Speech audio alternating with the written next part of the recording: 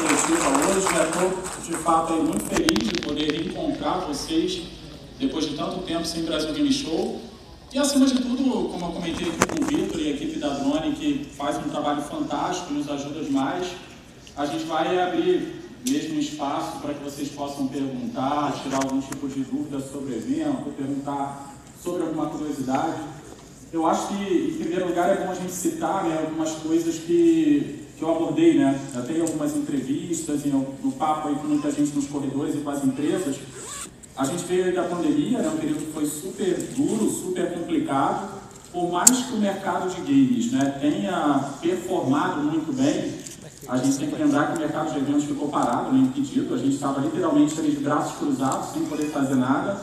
E agora a gente volta e pode fazer aquilo que a gente gosta de fazer, que é reunir vocês todos, imprensa, influenciadores, as empresas do mercado e principalmente os visitantes, os fãs de games. Tenho certeza que, assim como eu, que jogo ali, fora o mês ali pré-BGS, que não dá mesmo para ficar jogando todo dia 2, 3 horas por dia, mas ao longo do ano eu jogo ali minhas 2, 3 horas por dia. Se eu não jogo antes de dormir, é como se o dia não tivesse virado. Então, assim, sinto falta, a coisa toda começou por isso e é por isso que a gente mantém esse tipo de postura, né? Então, acho que é continuar jogando, é continuar se divertindo, é continuar curtindo tudo isso que a gente tem aqui ao nosso redor durante a edição do Brasil Game Show.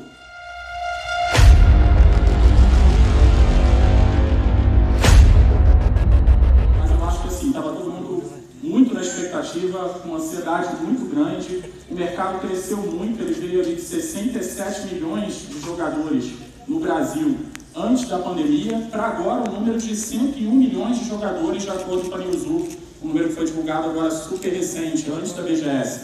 Então, olha como esse mercado cresceu. Dentro da feira, a gente tem estandes espetaculares.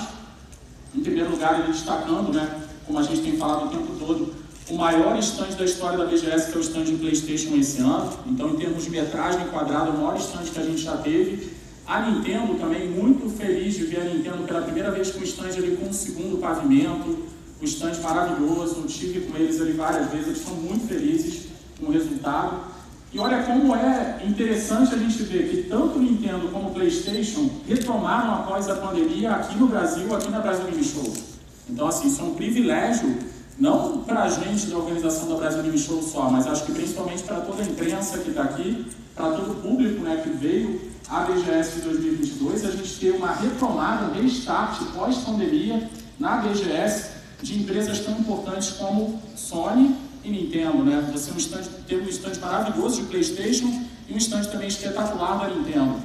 Além disso, né, acho que alguns outros destaques que todo mundo teve a oportunidade de conferir, né, jogos novos, né, como Street Fighter 6, a presença também aqui das plataformas de streaming de vídeo, né, um stand duplo, né, assim dizer, que a gente pode assim dizer, do YouTube, um stand que está com o dobro do tamanho esse ano ali da Twitch, acho que também foi outra conquista bacana, né, do evento desse ano, a presença pela primeira vez do TikTok, os números que a gente tem registrado, é claro que dá para passar para vocês um spoiler, mas ainda sem números finais, mas os números que a gente tem registrado no nosso site dão o triplo de acessos que a gente teve na edição anterior. E a maioria desses números vindo das redes sociais. O que é importante? A gente tem um evento que não é só o privilégio que nós todos aqui temos de interagir com essas empresas e essas novidades, mas é principalmente uma oportunidade de passar tudo isso para quem não está aqui. Então, muita gente que não está acompanhando a Brasil Game Show aqui pessoalmente, está, de fato, né, de longe, de casa, de diferentes lugares do Brasil e até do resto do mundo, acompanhando o evento. Então, isso é muito interessante a gente perceber como aumentou a força do evento e como essa informação está reverberando através, nessa edição aí, de quase 3 mil jornalistas e mais de 6 mil influenciadores. Então, como tem gente falando sobre o evento na internet, nos seus canais, nos seus sites, blogs, jornais, emissoras de rádio, enfim, a imprensa como um todo está fazendo um trabalho fantástico, como sempre.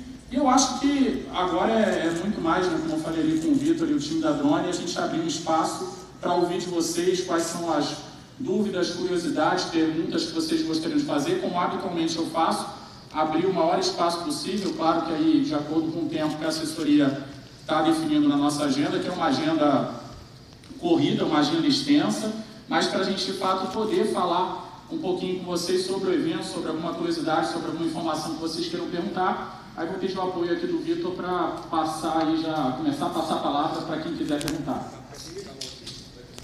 Oi. Só antes de eu começar a passar a palavra, para a gente não ficar naquela confusão, então quem quiser perguntar, levanta a mão, para tentar alternar primeiro esse lado aqui, depois entrar para o outro e volta. A gente vai ter um certo tempo para as perguntas, então peço a paciência de vocês só um pouquinho para que todos possam perguntar. Vou começar por aqui, tá perto. Boa tarde, Marcelo. Sou Amanda Costa, do Almanac Armazém, tudo bem? Boa tarde, prazer. Minha pergunta vai parecer descolada do resto. Acredito que sim, porque eu venho do mundo corporativo. Eu estou aqui para te perguntar o que é que o universo dos games tem para ensinar para o universo corporativo, para o universo das empresas, já que esse é um dos mercados que mais cresce no Brasil, e eu vi aqui diversas empresas, como o Banco do Brasil, por exemplo, de olho nesse público, né? Então eu queria saber qual é a grande aula que os games dão para o mundo corporativo. Então, muito boa a sua pergunta. Eu acho que hoje tudo está muito gamificado, né? Em primeiro lugar, você pode inserir os games como uma plataforma, como uma ferramenta para treinamento. Você consegue ter uma empresa hoje, como a gente tem até no nosso próprio escritório, tudo é muito gamificado, né? Você está o tempo inteiro usando sistemas, ferramentas, soluções que partiram dos games. Quando a gente fala também da motivação que as equipes devem ter também para desenvolver o seu trabalho, isso envolve a equipe da Brasil Game Show, mas também qualquer equipe de qualquer empresa, tudo também se assemelha muito com o que acontece nos games, né? A gente agora até brincou muito com isso, a gente está literalmente de volta ao jogo e a gente teve que passar de fase, né? A gente teve uma fase super difícil, um obstáculo, né? Com um chefe de fase super difícil, e que felizmente a gente conseguiu, enfim, enquanto mundo e a gente aqui também no setor de eventos, ultrapassar, né, superar essa barreira. E eu acho que os games ajudam muito nisso, né, até o que a gente fala o tempo inteiro. Um gamer, ele é um cara geralmente muito mais preparado do que outras pessoas que nunca tiveram oportunidade no jogo serem desafiadas, enfrentar desafios, entender que você vai errar várias vezes, você vai ter que recomeçar, você não pode desistir na primeira vez, porque em qualquer jogo você não vai nascer sabendo, você não vai começar jogando bem, você vai ter que procurar treinar, se aprimorar, e hoje em dia, né, como a coisa está muito, né, no multiplayer, online, a gente vai sempre encontrar adversários, né, pessoas que jogam melhor do que a gente, né? A gente até então no passado pensava, não, estou jogando aqui com meu irmão, com meu amigo, sou o cara. E aí quando você para jogar em seu PlayStation 5 online, ou seu Switch, ou está no PC, ou está no celular, você vai perceber que tem muita gente que joga ou tão bem quanto você, ou melhor até que você. E eu acho que os games, eles hoje em dia, né, não só como ferramenta para treinamento, não só esse processo de gamificação que a gente vê nas empresas de modo geral, os games oferecem muitas outras oportunidades e possibilidades, né? Então, área educacional, área médica, há uma série de ferramentas que se baseiam, que começam em games e estão sendo levadas para um outro patamar.